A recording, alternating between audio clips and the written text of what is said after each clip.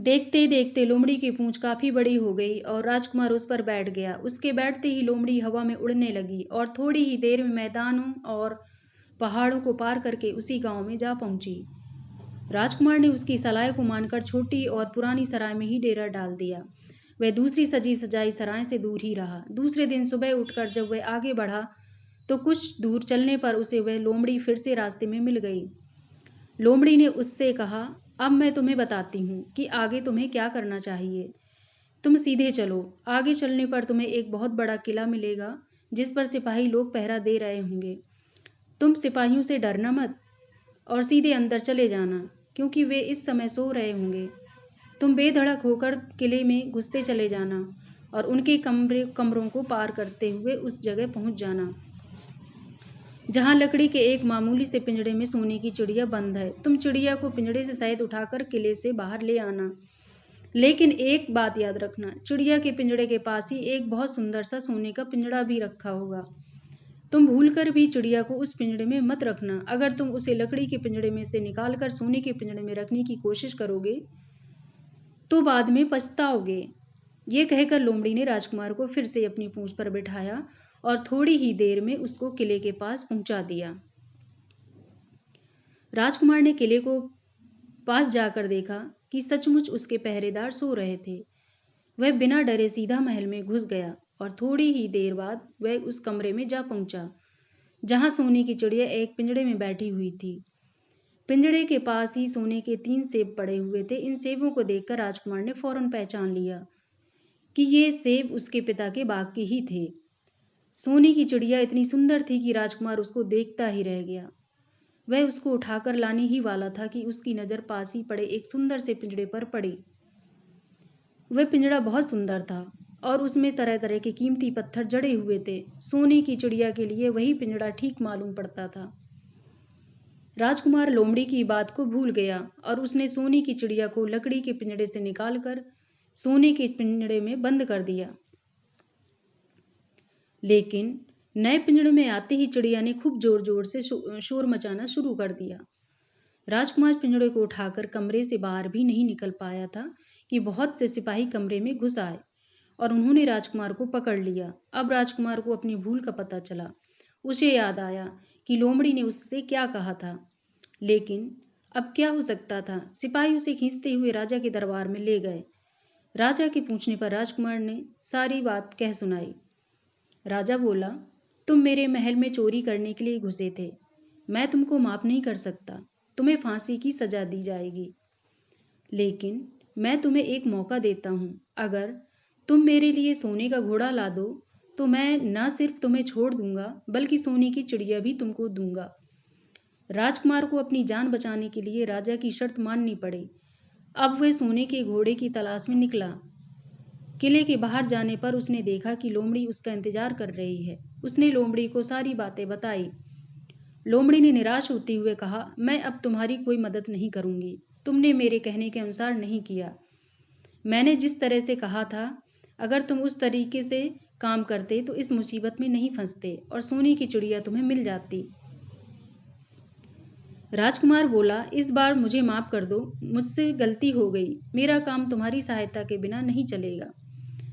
मुझे राजा ने सोने का घोड़ा लाने के लिए कहा है, वरना वह मुझे फांसी पर चढ़ा देगा। लोमड़ी ने कहा, खैर, मैं तुम्हें माफ करती हूँ। अब तुम ऐसा करो कि मेरी पूंछ पर बैठकर सीधे चले चलो। कुछ दूर जाने पर तुम्हें एक दूसरा किला मिलेगा। उसी किले की घुड़साल में तुम्हें सोने का घोड़ा बंधा हुआ मिलेगा। महल के नौकर चाकर सब सो रहे होंगे। तुम चुपचाप जाना, घोड़े की खोल लेना। लेकिन एक बात याद रखना, वहाँ घोड़े के पास ही घोड़े पर कसने के लिए 2 जीनें रखी होंगी। उसमें से एक तो पुरानी चमड़े की जीन होगी और दूसरे सोने की जीन होगी। तुम सोने की जीन को छूना भी मत और उस घोड़े पर पुरानी चमड़े की जीन को कसकर सवार हो जाना और उसे दौड़ते हुए किले से बाहर ले जाना। राजकुमार ने वादा किया कि वह ठीक ठीक वैसा ही करेगा। लोमड़ी ने उसको अपनी पूंछ पर बैठाया और कुछ ही देर में वह उसे लेकर किले के पास जा पहुंची। किले के पास पहुंचते ही लोमड़ी ने उसे नीचे उतारा और फिर वहां से चली गई। राजकुमार सीधा फाटक से किले में घुस गया। अंदर जाकर उसने देखा कि वहां के सभी नौकर चाकर सोए हुए थे। थोड़ी ही देर में वह किले की घुड़साल में जा पहुंचा। वहां एक बहुत सुंदर सुनहरा घोड़ा बंधा हुआ था। राजकुमार ने पास जाकर देखा कि वह घोड़ा सचमुच सोने का था। ऐसा सुंदर घोड़ा उसने सपनों में नहीं देखा था। उसने आगे बढ़कर घोड़े को खोल लिया।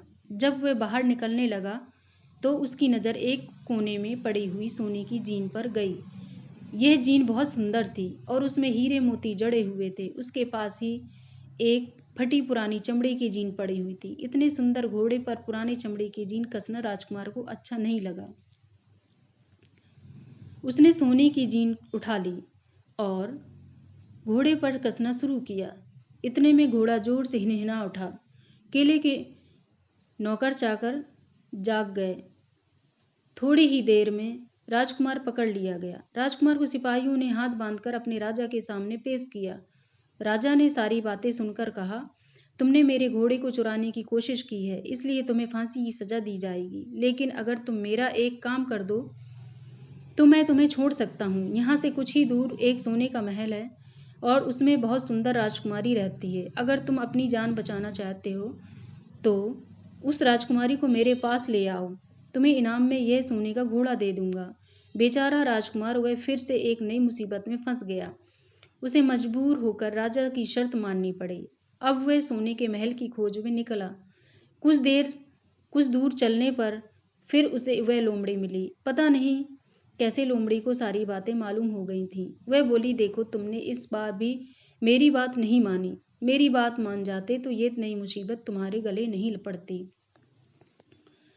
खैर, मुझे तुम पर दया आ रही है। मैं तुम्हारी मदद करूंगी। चलो, मैं तुमको सोने के महल के पास पहुंचा देती हूँ। तुम महल के बाहर ही कहीं पीछे छिपे रहना। जब उसमें से शाम को राजकुमारी तालाब में नहाने के लिए बाहर आए तो तुम आगे बढ़कर उसका हाथ पकड़ लेना। जैसे ही तुम उसको छुओगे, राजकुमारी तुम्हारे साथ आने के लिए राजी हो जाएगी। लेकिन एक बात याद रखना, तुम उसको वहां से अपने साथ ले आना। उसे वापस महल में मत जाने देना।